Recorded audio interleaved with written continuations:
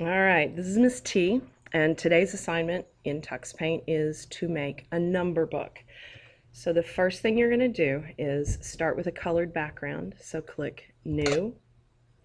Feel free to choose whatever color background you want. You're going to pick a different one for each slide.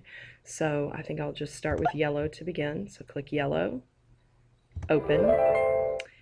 And to keep it simple so that you don't have to write and things might look crooked, we're going to use the stamped numbers. So you go to Stamp and use the white arrow to scroll either left or right until you get to the symbols page or the symbols menu. Click the pink arrow until you come to past the lowercase letters, past the uppercase letters, past the hollow lowercase letters, and the hollow uppercase letters, and the umlauts, and here we go. Oop, too far, too far, too far. Sorry about that. That went too far.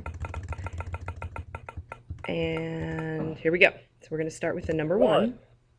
And you need a nice color that stands out against the yellow. And obviously you can tell this is way too small of a number. So undo that real quick.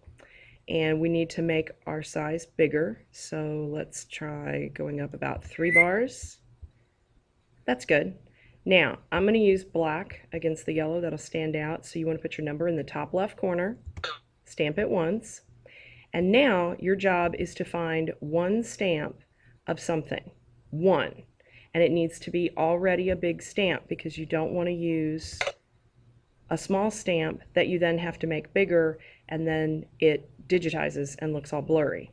So I think I am going to go for, remember these are big things, so I think I am going to go for the big watermelon because I remember that the watermelon stamp is pretty big. 1. And that's it. You're done with your 1 page. So you want to click Save.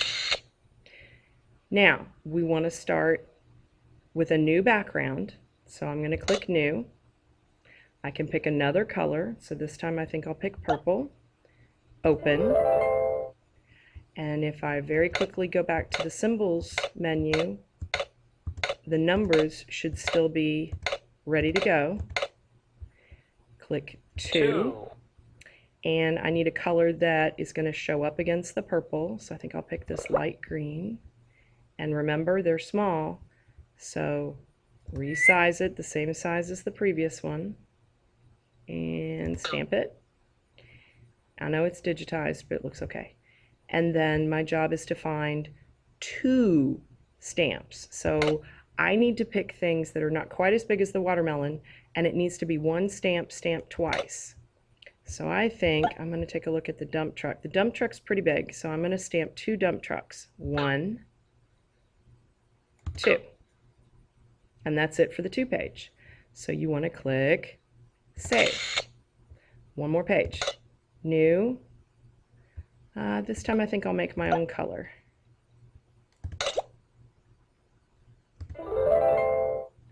Go find the number 3. Make it big in a color that's going to stand out.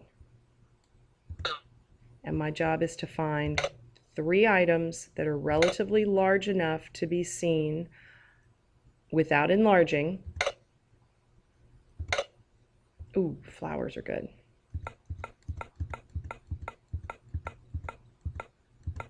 Ooh, how about the trees? I could do 1, 2, 3, and save. Now, you're going to keep going with this until you get to the number 10. You have to do at least 10. If you wish to carry on and do more, that's more than okay with me, but you have to do at least 10. And remember, each slide, the stamps are going to need to be smaller, so you're going to need to keep looking for smaller and smaller stamps because by the time you're on the number 10, you can't use a big stamp or you won't have enough room. We need to clearly see each stamp. So have fun.